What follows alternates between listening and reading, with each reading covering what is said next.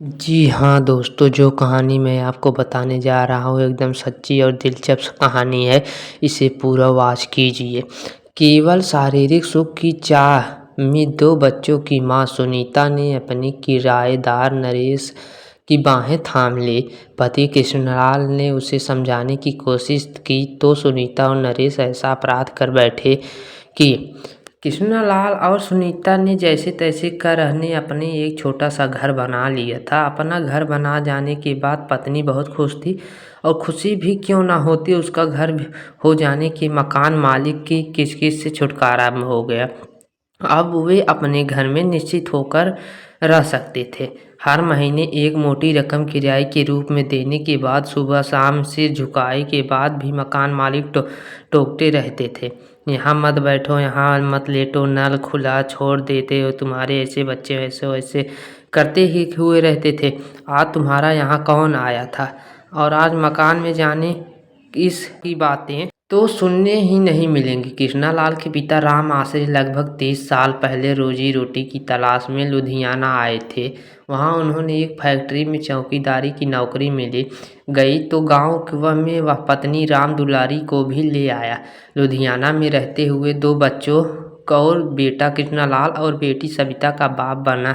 अपनी सामर्थ्य के अनुसार राम आश्रय ने बच्चों को पढ़ाना चाहा, लेकिन वे हाई स्कूल में से आगे नहीं पढ़ सके।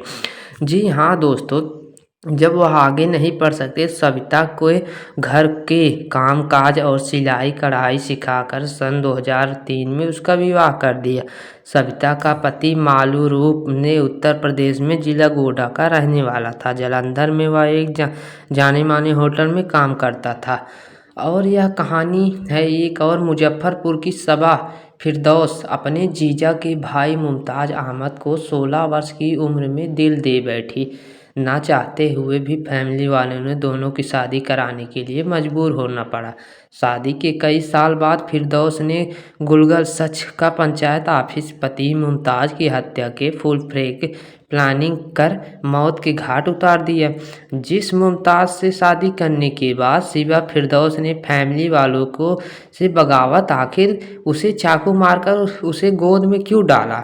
घटना 7 जुलाई 2025 की है दोस्तों, जब वक्त सुबह का कोई 4-5 बजे हुआ था।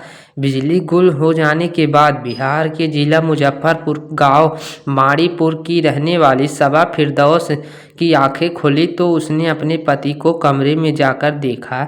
पति को देखते ही उसके जोरदार चीख निकल गई। उस पर पति मुमताज अहमद चौथे मुंह फर्श पर पड़ा हुआ था। उससे आसपास का फर्श खून से लाल हुआ था। उसका सारा कमरा अस्त व्यस्त और कपड़े कहीं उधर पड़े थे कहीं इधर पड़े थे।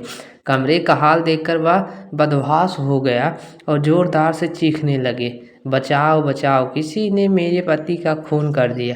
सुबह सुबह सबा फिरदौस ने रोने चीखने की आवाज़ सुन पड़ोसी को इकट्ठा हुए और शोर शराबे की आवाज़ सुनकर तीनों बच्चे भी उठ गए।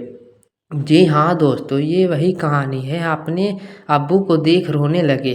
पति के कमरे की हालत देखकर सबा ने रोते हुए पति के बड़े भाई मुश्ताक अहमद को फ़ोन कर सूचना दी कि सूचना पाते ही मुश्ताक मुमताज के घर पहुंचा।